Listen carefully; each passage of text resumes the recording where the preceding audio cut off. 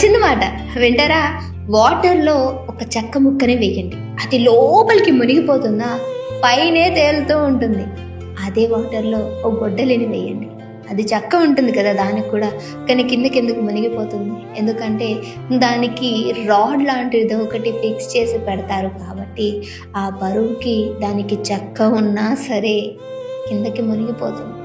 మరి అదే రాడ్ లేనప్పుడు వాటర్ పైన అదే చెక్క తేలుతూ ఉంటుంది కదా. రెండు ఫేస్లో చెక్క ఒకటే, కానీ దానికి ఫిట్ చేసినటువంటి ఐరన్ రాడ్ వేరు. ఎందుకు చెప్పానో తెలుసా? అయితే చాలామంది కూడా ఒక విధంగా మాట్లాడుతూ ఉంటారు, అప్పుడేమనిపించదు, కానీ ఏదో తెలియని ఒక్క మాట డిఫరెంట్గా వచ్చింది అని అంటే దాని రియాక్షన్స్ వేరైపోతూ ఉంటాయి. దాని అర్థం ఏంటి? అక్కడ ఒకటే పర్సన్ కాన్స్టెంట్గా ఉన్నట్టు, నువ్వు మాట్లాడుతున్న మాటలే డిఫరెంట్గా మాట్లాడుతున్నట్టు, బాధ పెట్టే విధంగా మాట్లాడుతున్నట్టు.